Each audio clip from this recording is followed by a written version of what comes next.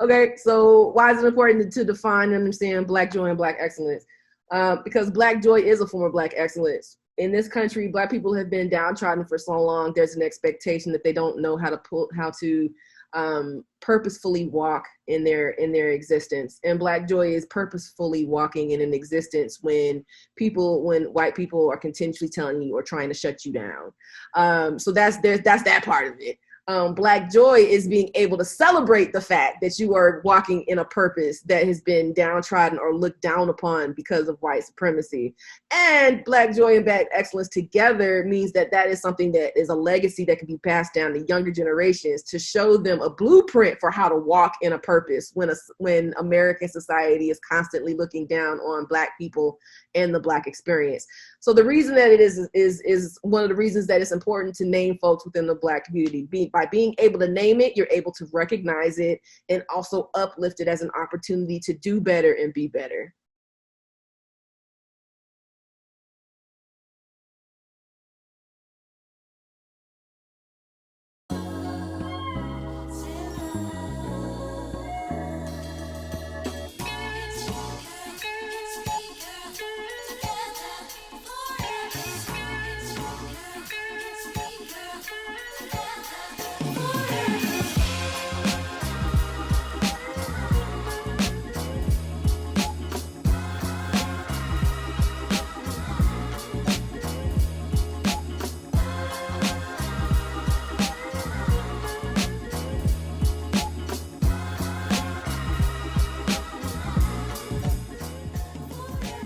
The cleanest, heaviest air that I've ever experienced.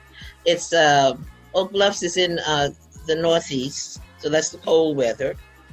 And in the summertime, the air is so clean that you can't even describe it. The only way to get there is by the ferry.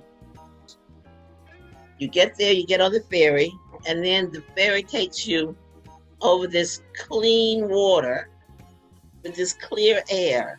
So by the time you get to Oak Bluffs, you just feel rejuvenated. It's just a beautiful experience starting from the very beginning.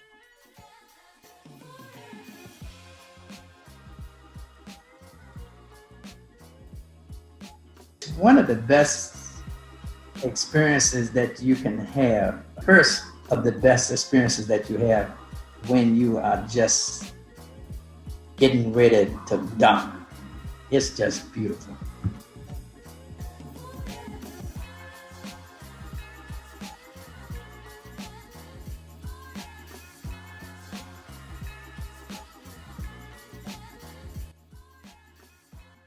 My grandmother, who lived in Providence, liked to entertain, but she didn't like to entertain at her house. So she decided that she would get this place down in Martha's Vineyard and have her friends to come there. Now she operated it as a guest house. So she had, I guess, two objectives. One is to entertain and one is to make money. The situation was, though, back then, most Blacks went there to work. They did domestic work. And they saw how nice a place it was, but they didn't have places to stay. So my understanding is that my grandmother, apparently she saw the need for accommodations and decided that she would open up a guest house there. We were not allowed to go to the beaches or to buy property.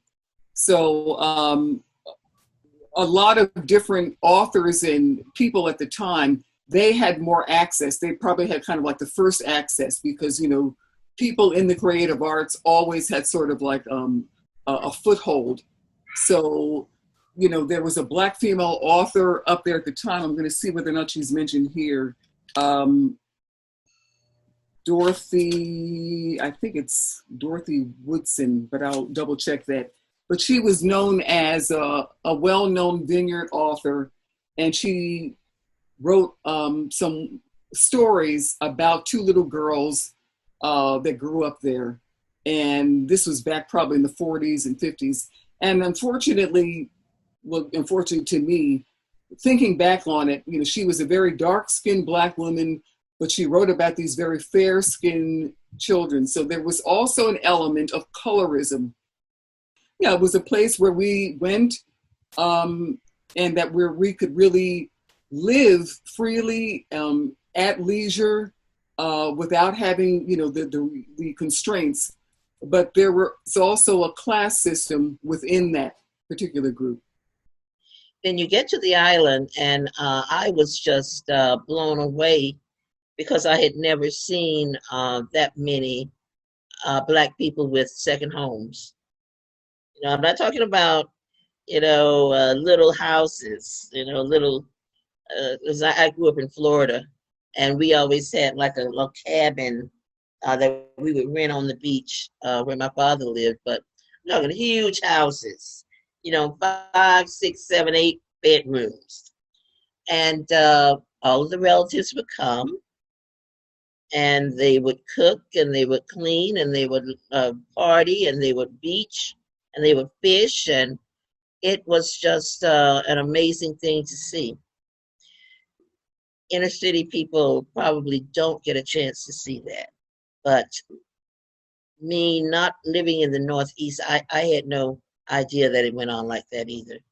I've lived here now for, oh my God, 40 years. But coming from the segregated South, it was really something different for my eyes. A lot of Black people that live there own their own homes, and they use them as their summer residences. The reason being, again, is because being so close proximity to places like Boston and New York, and if you couldn't afford to go to the Hamptons, Martha's Vineyard had the atmosphere of everything that you wanted in a vacation. It became a place where once you got there and you saw as the people started buying homes or operating or going there visiting, it started attracting a lot of people, particularly artists and entertainers, because it gave them an opportunity to be in a close-knit community, because the island is relatively small compared to where Black people live. Black people typically only lived in Oak Bluffs, the little town of Oak Bluffs. Now they live in other places now, but back when people started going, and for a number of years, they would only go to Oak Bluffs. So it became a very well-known area. And because Oak Bluffs is where more entertainment was done, it made it so that people had options. They did not have to go and stay in their home all day, which is just like being at home. They had places that they could go, restaurants they could go to, places for entertainment, dancing, and things like that. You know, when I was a little girl, we would go up, my parents and my sister and I, and we would stay with friends who had, you know, summer homes there. And as a child, the magic, of course, was Gingerbread Town. And that's a section of Oak Bluffs where there are all these really picturesque homes with porches and all this sort of really wonderful adornment. And you really feel like you're in a fairy tale. And we would ride our bikes through, and then we, of course, the other big highlight as a kid was to go to flying horses where you could grab the brass ring. And I remember grabbing it and winning, you know, the prize on the merry-go-round. And it's one of these merry-go-rounds where you actually have to pull the ring. We would take it to the flying horses, and then right across from the flying horses is the ice cream shop. So we ended up with, after the flying horses, we'd end up with the ice cream cones and then walk back to the house, and or either walk down Ocean Avenue and just look at the water and the people, and it's just nothing to do up there. and that's why you go. Favorite place of entertainment, unfortunately, it's closed last year, and that was called Lolas. And that was a restaurant that turned into a nightclub where they would have live bands on some days, most on the weekends, but during the week they would have DJs. And you could dance until you dropped in that place. Unfortunately, when it became more well known to the media, remember, I think it was the 80s, Ebony and Jet and sort of the black tabloid magazines started to really give it a lot of coverage. And then it started to attract a different element, you know, of people that just wanted to be seen or wanted to see what was happening. And it didn't operate that way. They didn't understand that these are people that just kept coming up. They weren't there. They had, you know, an alphabet maybe behind their name, but they weren't showing that. This is a place for them just to be themselves. And again, yeah, there were a lot of cultural things for colored girls to play, wonderful things that you could see. You could always see a wonderful rendition of a play or some sort of theatrical or dance, lots of dance up there as well, because all of that was celebrated and it was in a much more intimate community. Yeah, it was just people really being at home with themselves in a very authentic way. You just never knew. You know, it was just always something because the place attracted so many artists. You know, singers, you know, dancers, painters, poets, writers. You know, it just. But there are a lot of writers up there, and that's why they call the place where everybody met the Inkwell. Now I know everybody thought it means black people hanging out on the beach, but it started out as a writer's workshop kind of, and they would meet there to read stuff to each other, and they'd have their sessions right there. Now, what it does not have warm water. The water is chilly, but I got over that early on, and early in my life, I just realized that if you want to go and get into the water, you want to spend time in the water, you just jump in and get it over with. But there's a tradition there where people will get up in the morning about 7 o'clock and they go to a place called the Inkwell, which is a very popular beach there. And that's something that vacationers and residents do. They will get there and they will form a large circle and they will do all kind of calisthenics and chants while they're doing it. And it's a tradition that has been going on for years because I never forget my aunts would go there, and when you do that, you become what they call a polar bear. And a polar bear is it's a pretty nice honor to have. I mean, if you're crazy enough to do it, I say. But anyway, it took me years to even consider. I thought it didn't make sense to get up early in the morning when water was extremely cold to do that. But 3 years ago, I did it for the first time, and I'm glad I did. I never forget the second time I did it. It was like 50 degrees that night, and the water was pretty chilly. And the only reason I did not get out of the water is because the majority of the people that do it are women. And I did not want any women to see me walking out of that water complaining about it being cold, leaving all of them behind. So I said, nah, let me just deal with it. But I never forget it. It took me forever to warm up in a hot shower. But that was just one of the strange experiences I've had. Other than that, I tell you, I just love the place. It has a different environment, a different atmosphere. It used to be mostly black. You hardly ever saw any white people or even Asians there. You know, especially in Oak Bluffs. There were always white people in Vineyard Haven and Edgartown and Cape Cod, but Oak Bluffs was black, and it started out just being the place where the workers that helped, in the big houses in Edgartown, they lived over in Oak Bluffs. It's completely different now. I mean, it looks like Disney World. Shorts and flip flops. It's I hate to say it like this, but it's looking like what they're doing to Harlem, what they're doing to Brooklyn. What they're starting to do to East Orange. And I think Newark is not too far behind. They just anytime that we enjoy our surroundings, they end up enjoying it also. And I don't have a problem with that, except that I grew up in the segregated South where we could not enjoy theirs.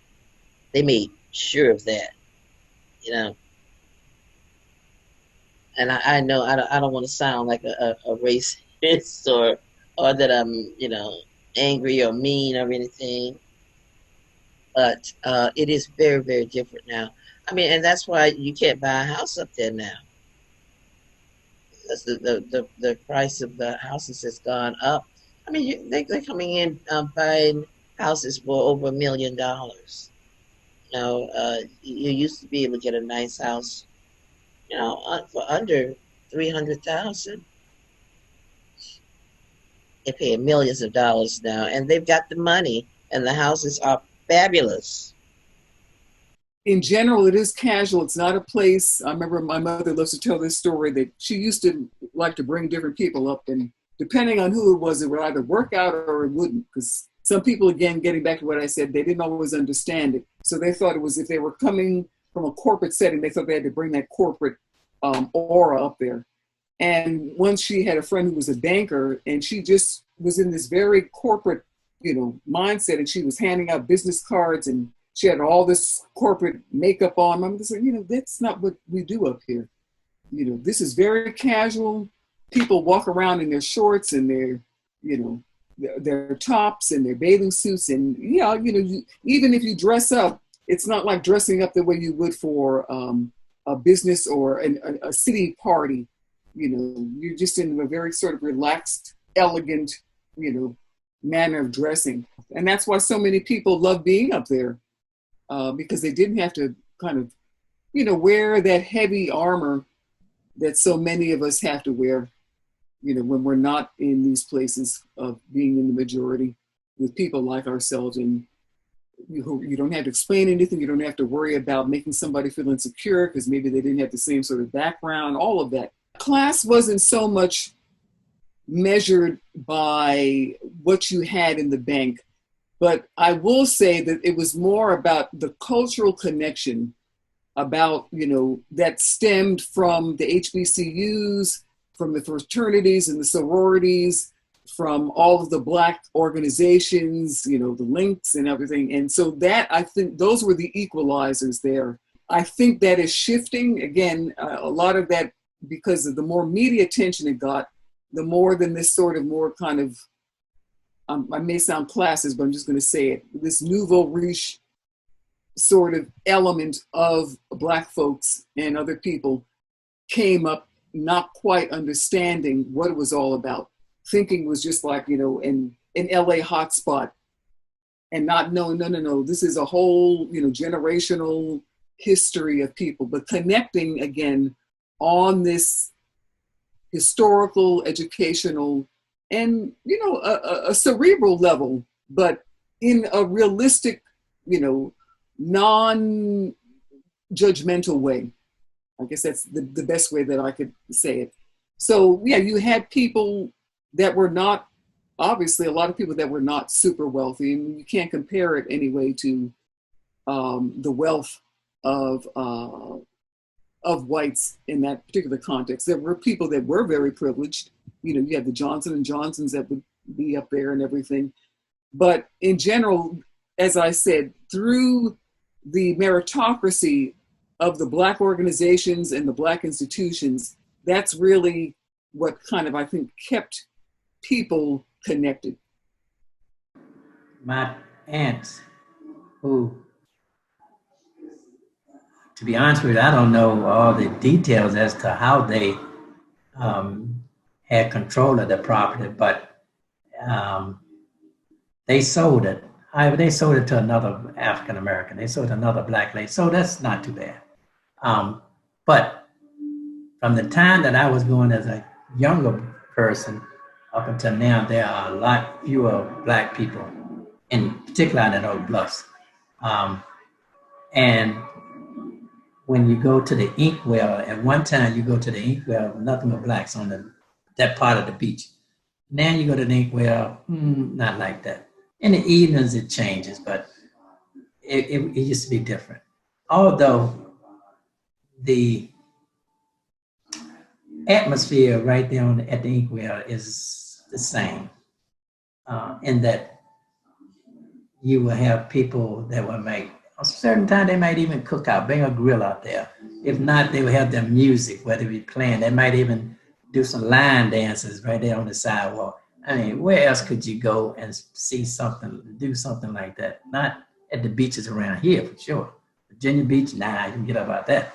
But in the Inkwell, that's something that I have not seen change. And hopefully that will continue. But property ownership, there's been a change. In our case, we sold it, but we did sell it to another Black person. There are houses that I see that are changing, turning over, and I do not see where more, I see more white people buying them, so obviously that change is taking place. We rent a condo, and I do know, though, that there have been several of the condos that have been purchased by Blacks. So that's a good thing.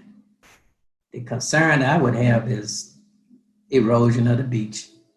I mean, that seems like they replenish the sand and the beaches that I have, but 20 years from now, I don't know what that area, what the beaches are going to be like. And the most, our condo is right on the beach. I mean, it's not on the beach, but it's on the street across from the beach. But 20 years from now, I don't know. But hopefully they can retain the beachfront, and hopefully people that are maintaining a legacy with their homes. So it's a lot of art going on up there. I remember one night, I don't know, we were just riding down near South Beach, and out on the beach was a string quartet. And it was a full moon. I'll never forget. It was a full moon, and the string quartet is out there playing in the light of the moon. Black people, nothing but Black people. And just you know, the environment invites that kind of thing, and it makes it very special. Very special. Sometimes I think that it was probably more protected before it got so much media coverage. And then, of course, even before Obama, Clinton started going up there, and, you know, the whole sort of, oh, it's an East Coast place and everything else, because, you know, Jackie Onassis, of course, was over not too far on the other side of Martha's Vineyard. So it had that element as well, and then kind of picking it up, and then of course the Chappaquiddick and Teddy Kennedy and all these groups of people, it started to take on this different tapestry. The original sort of Black culture remained intact. It got a bit, or tried to be eroded by people that kind of came in, but that nucleus, that's coming again from the South, from the Midwest, from all parts, really kept its place. You can be in a company of people who are just there to enjoy themselves. And I've been to other places and I never had that kind of reception or acceptance of people like I have in Martha's Vineyard. It's totally different, very warm and inclusive instead of the atmosphere that you have when I'm at home. Most thing I try to do is avoid people. When I'm outside of that area, I really try to extend myself and reach out because I know I'll be well received. So, and that's the atmosphere that I only experienced there.